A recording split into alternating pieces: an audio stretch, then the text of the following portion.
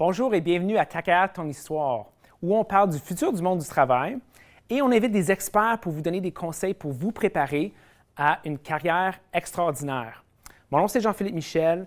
Aujourd'hui, j'ai le grand plaisir de vous parler du thème de leadership. C'est un thème très important dans la carrière des gens parce que partout, on voit des leaders, on voit des bons leaders, on voit des mauvais leaders. Puis aujourd'hui, on va se concentrer sur comment vous pouvez vous préparer à être leader dans votre carrière. Puis, quand je pense à ce que ça veut dire le leadership, ce que ça veut dire le bon leadership, une des personnes dans ma vie que je connais qui est un bon leader s'appelle Serge Harpin. C'est le chef de cabinet du maire de la ville d'Ottawa, Jim Watson. Serge va nous parler de ses expériences, son histoire de carrière, puis je sais que ça va être très intéressant. Avant qu'on parle à Serge, moi, j'aimerais vous parler d'un des principes les plus importants de leadership, c'est la communication efficace. Quand moi, j'ai vu des bons leaders dans ma carrière, c'était toujours des gens qui savaient bien communiquer. Puis ils savaient mettre en perspective les besoins pratiques d'une communication ainsi que les besoins personnels. Les besoins pratiques d'une communication, c'est qu'est-ce qu'on doit accomplir, quels sont nos objectifs, c'est quoi notre chiffre d'affaires. Les besoins personnels sont différents. Les besoins personnels sont les besoins humains que les gens ont dans des conversations, d'être respectés, d'être écoutés, d'être impliqués. Puis j'aimerais résumer ces principes-là pour vous. 4 éléments. Le premier élément, je vais vous dessiner un petit bonhomme avec une oreille parce que ça a à faire avec l'écoute, puis on va appeler ça l'empathie. Quand un de vos employés partage avec vous quelque chose de difficile ou une frustration, c'est important de pouvoir être capable d'écouter et de répondre avec de l'empathie.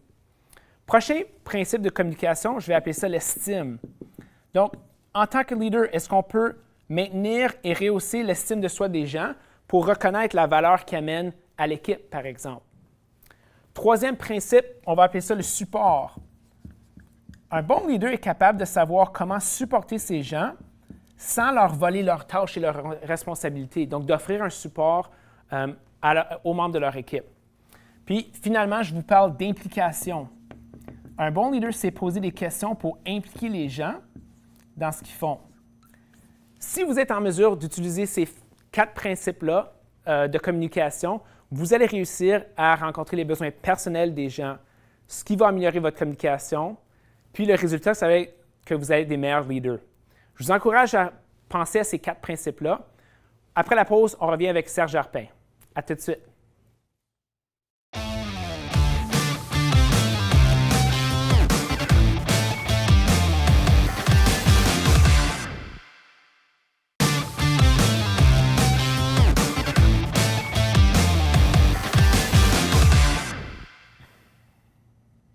Jean-Philippe Michel, ici avec Serge Harpin. Serge, bienvenue à l'émission.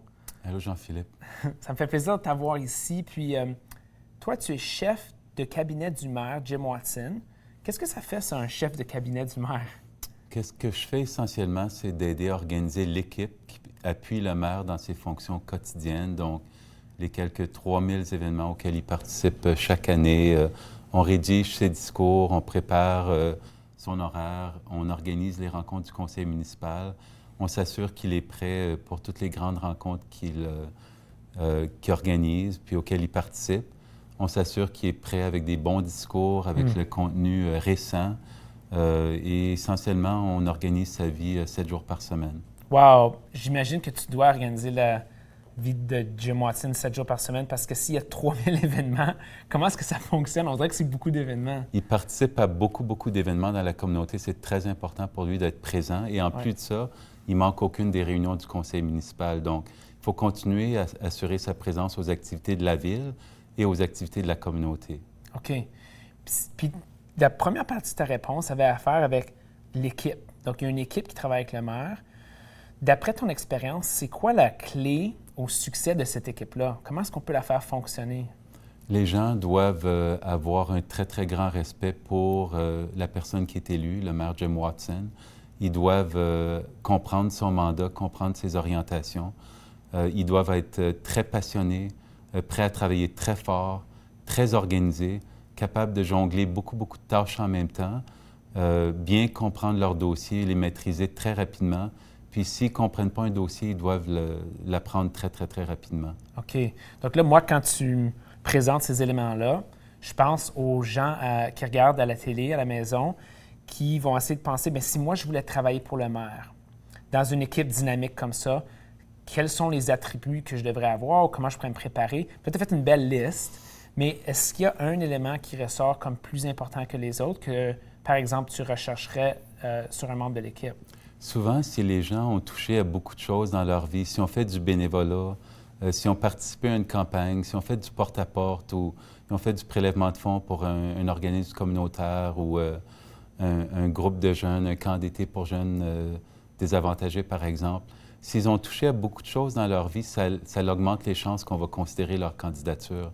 Et généralement, ils ont de l'expérience professionnelle, soit à rédiger des discours, organiser des événements, faire des relations communautaires, où ils ont transigé avec des entreprises dans un poste antérieur. Toutes ces sortes d'expériences-là sont des choses qui leur donnent un avantage pour travailler dans le bureau du maire. OK, donc c'est vraiment le morceau expérience, puis on dirait que tu parles d'une diversité d'expériences, c'est bien ça? C'est très, très rare qu'on va embaucher quelqu'un qui a juste de l'expérience professionnelle puis pas d'expérience bénévole, disons. Quand on embauche quelqu'un qui a un peu de tout, on sait qu'ils savent c'est quoi travailler avec un conseil d'administration bénévole. Ils savent c'est quoi prélever des fonds pour une cause dans la communauté. Donc, ils vont pouvoir transiger avec des gens qui ont ces besoins-là quand ils approchent la ville avec leurs propres besoins. Donc, c'est des gens qui comprennent bien comment la communauté fonctionne. Ils ont activement participé à la communauté. Donc, pour eux, ce n'est pas une surprise de savoir qu'un conseil d'administration écrit au maire pour dire on a besoin de l'aide à financer un centre communautaire, par exemple. OK, intéressant. Ici, à Ta Carrière, ton histoire, on parle souvent des défis, des problèmes, des opportunités qui existent dans le monde du travail. On regarde ces défis-là au lieu de penser au poste parce qu'on veut savoir, bien, qu'est-ce que ça fait? Qu'est-ce qu'on fait dans le milieu du travail? Toi, qu'est-ce que tu identifierais comme les défis, les problèmes, les opportunités pour soit le maire, soit pour toi ou soit pour votre équipe?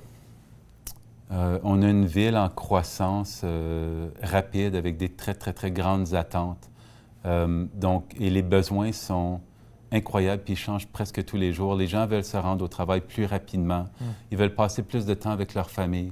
Ils veulent gagner plus d'argent. Ils veulent avoir des emplois qui leur assurent la prospérité. Ils veulent avoir des maisons abordables. S'ils ne peuvent pas s'acheter une maison, ils aimeraient ça être dans un logis propre, abordable aussi, qui peuvent se payer. Ils veulent qu'on protège l'environnement. Ils veulent qu'on s'assure que la rivière des Outaouais est propre. La liste est très, très, très, très longue. Dirait. Ils veulent pouvoir prendre l'autobus puis arriver à temps au travail sans inconvénients puis sans trop de retard. Ils veulent que les routes soient bien pavées tout le temps. Donc, les demandes excèdent constamment notre capacité de livrer. C'est le grand, grand défi du maire d'assurer, dans la mesure du possible, de répondre au plus grand nombre de besoins à l'intérieur du mandat de la Ville d'Ottawa. Puis c'est notre job quotidien de l'appuyer pour essayer de résoudre le plus grand nombre de problèmes tous les jours par rapport aux demandes que les gens adressent au maire. On essaie tous les jours de répondre, dans la mesure du possible, au plus grand nombre de demandes de façon réaliste à l'intérieur d'un cadre budgétaire très, très, très limité. Moi, j'ai l'impression, avec toutes ces demandes-là, que toi et votre équipe, vous devez être assez occupés. Ça doit pas mal rouler au bureau du maire. Et moi, j'aimerais ça, quand on revient de la pause, te demander, mais ça a l'air de quoi ton travail? Parce que ça serait le fun de pouvoir le visualiser. Donc, on va regarder des photos ensemble de toi au travail. Puis, j'espère que ça va pouvoir nous faire ressortir des exemples de choses spécifiques que tu fais. Ça te va? Absolument. Parfait. J'ai hâte. Merci. On revient tout de suite après la pause.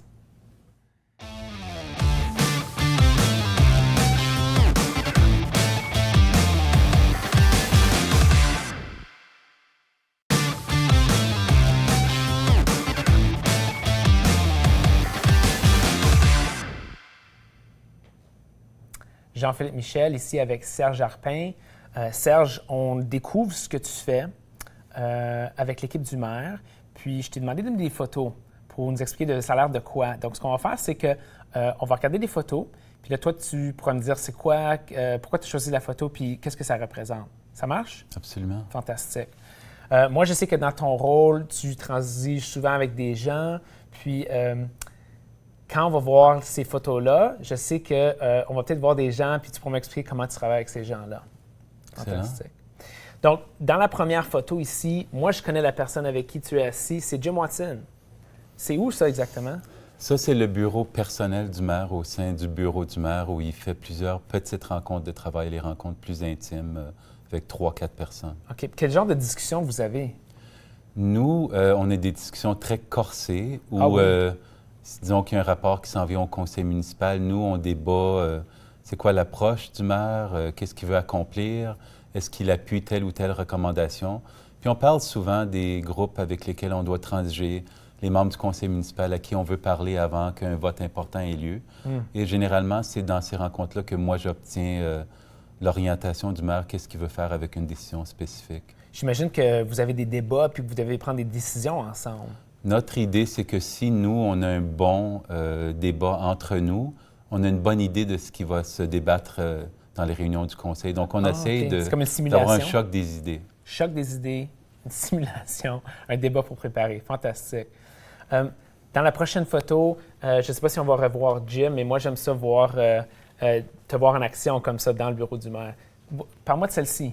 Il y avait un groupe de citoyens qui voulaient rencontrer le maire, je pense une centaine de personnes, dans le cadre d'une décision avec laquelle ils ne sont pas d'accord. C'est un droit fondamental des gens de dire on n'est pas d'accord avec une décision de la ville ou du conseil municipal. Et nous, c'est notre rôle le plus possible d'échanger avec les groupes de résidents. Souvent, ils sont heureux, parfois, ils sont malheureux. Et nous, notre objectif, c'est de bien comprendre leur position et s'assurer qu'on relaye ça aux décideurs, donc le maire en l'occurrence. Est-ce que ça peut être difficile des fois quand les gens sont soit pas d'accord, puis d'accord, ou soit un groupe de gens a une opinion, puis un autre groupe a une autre opinion? Comment ça marche? C'est très, très rare que c'est difficile parce que généralement, si on traite les gens avec respect, ils nous traitent avec respect. Donc, on peut avoir un dialogue échauffé, mais c'est très, très rare que c'est difficile, même si on n'est pas d'accord. OK, c'est bon. On peut être en désaccord avec respect. Avec respect, respectueusement. Je suis d'accord. OK, puis celle-ci. J'ai eu le privilège, dans une assez longue carrière, de participer beaucoup à des activités de la communauté francophone. Ici, je suis présent à une activité de la communauté francophone avec un président du Conseil des écoles publiques de langue française. OK. Et c'est un exemple du nombre de fois qu'on est présent dans la communauté. Ça arrive très, très souvent qu'on est là, on écoute. C'est pour nous un diapason de ce qui se passe dans la communauté, d'écouter ce que les gens pensent de la ville, de son progrès, de leurs propres besoins. Donc, être dans la communauté beaucoup, ça nous permet de donner un bon son de cloche au maire de ce qui se passe dans la communauté. Fantastique. Ici, je vois que tu es avec plusieurs... C'est des membres de l'équipe? C'est tous des membres du cabinet du maire Jim Watson. Je remarque que les gens sont quand même assez jeunes. On recrute beaucoup de jeunes. C'est des très longues heures dans le bureau du maire. Donc, on a besoin des jeunes avec beaucoup d'énergie, beaucoup d'idées, beaucoup d'entrain, d'enthousiasme. Et cette rencontre-là, c'est un genre de remue-ménage sur un problème spécifique sur lequel on voulait faire des recommandations au maire. Donc, souvent, nous, il n'y a pas le temps, lui, pour passer 2-3 heures sur chaque sujet. On essaie de défricher un peu c'est quoi les problèmes de base auxquels on fait face dans une semaine, puis qu'est-ce qu'on va lui amener comme recommandation. C'est souvent on a eu un dialogue en groupe avant de faire ces recommandations-là. OK, donc vous faites le dialogue en groupe, vous travaillez en équipe, vous créez des recommandations, ensuite vous les présentez au maire. Exactement. Puis ensuite, des fois, il va nous dire « oui, je suis d'accord avec ça », puis des fois, il va nous dire « je ne suis pas d'accord, retournez au tableau, ramenez-moi d'autres idées ». OK. Puis toi, dans tout ce travail-là, c'est quoi ta partie préférée de ton travail? Qu'est-ce que tu aimes le plus? Moi, la partie préférée, c'est de parler au plus grand nombre de personnes possible dans un laps de temps limité pour lui amener la meilleure solution possible. Et d'avoir des solutions qui fonctionnent et que les résidents appuient et que les élus appuient par la suite dans des réunions du conseil municipal où, comme tu sais très bien, le maire gagne beaucoup, beaucoup, beaucoup de votes au conseil municipal. C'est pas parce qu'on arrive là puis on tord le bras des gens, c'est parce qu'on a parlé à beaucoup de gens avant d'arriver. Puis généralement, on a un consensus pratique sur des idées faisables avant que le maire les amène au conseil municipal. OK. Puis toi, tu travailles avec une équipe de gens. Tu es un leader. Qu'est-ce que tu as vu dans ta carrière qui alimente le bon leadership? Pour toi, je ne sais pas si tu as appris par erreur ou à travers des livres ou à travers ton expérience, mais qu'est-ce que tu dirais, c'est une description de c'est quoi du bon leadership? Wow! C'est une grosse question difficile, ça. Je dirais, pour moi, la chose la plus importante dans notre métier, c'est d'assurer qu'on a un très haut niveau de clarté sur la nature du problème à résoudre. Si on a fait une erreur puis on ne comprend pas bien le problème, on a passé 10 heures à essayer de le résoudre, de le comprendre, d'obtenir des renseignements, parler à la communauté. Là, on revient puis on se rend compte qu'on n'a pas bien défini le problème. On repart à la case zéro. Donc, définir le problème, moi, j'aime ça, aider les équipes à bien définir le problème. Oui. C'est qui les joueurs clés? C'est quoi la nature du défi à résoudre? Est-ce qu'on a les ressources pour le résoudre? À quel comité il faut amener quel problème? Des fois, il ne faut rien faire. Oui. Avoir le courage aussi de dire des fois, on ne peut rien faire pour un problème spécifique. OK. Mais identifier les bonnes solutions aux bons problèmes et de faire les bonnes recommandations au bon moment, ça sonne un peu simple, mais c'est l'essence de notre problème, c'est de notre défi professionnel, c'est d'aider à résoudre le bon problème au bon moment. Question difficile, mais j'ai aimé ta réponse. Merci d'avoir partagé ça. Quand on vient après la pause, je vais demander à Serge quels sont les plus grands défis, les opportunités que lui voit, soit pour la ville ou dans le futur du monde du travail. On revient tout de suite.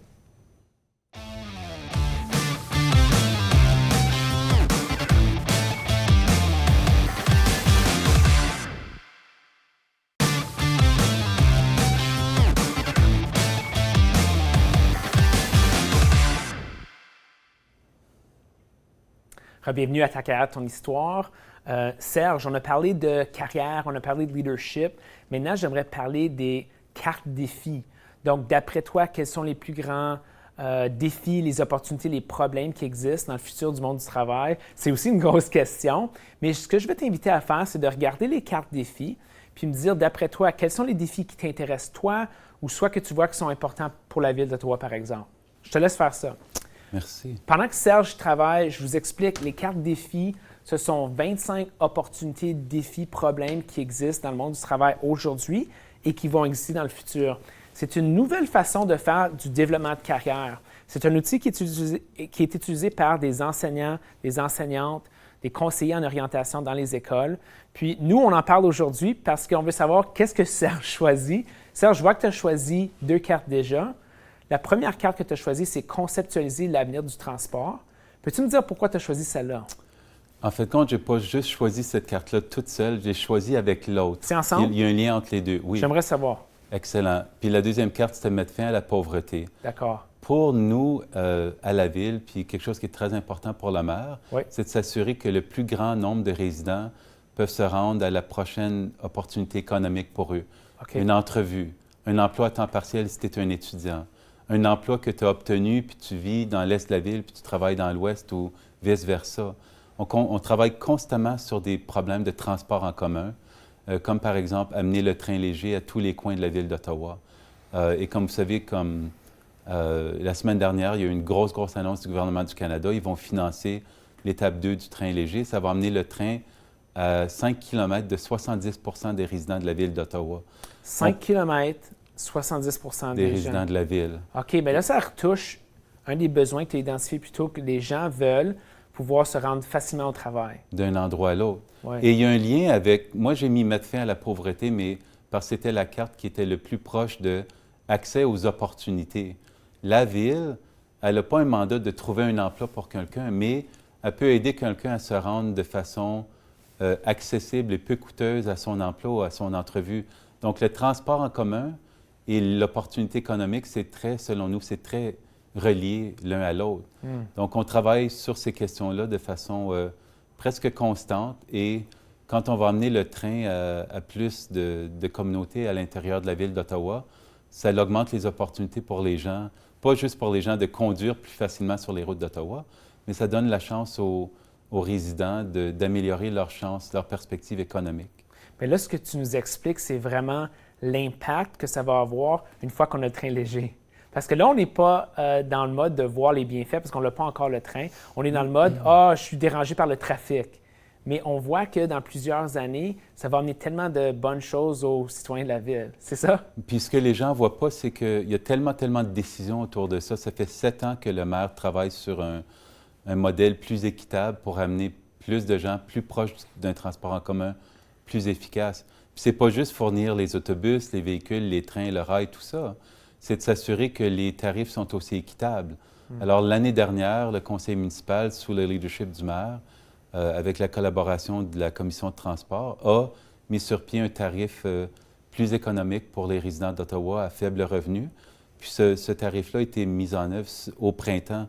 Donc, ce n'est pas juste des choses théoriques sur lesquelles on travaille, puis ce n'est pas juste des choses physiques. Il faut aussi que les gens puissent se payer les choses sur lesquelles on travaille dans notre quotidien au bureau du maire. Donc, tout est interrelié, puis on espère, nous, que les choses qu'on fait aujourd'hui au niveau de la planification du transport, sa mise en œuvre, les tarifs, la façon que les autobus connectent au train, le coût pour les résidents, tout ça fait du sens, puis augmente leurs chances de prospérité socio-économique à long terme.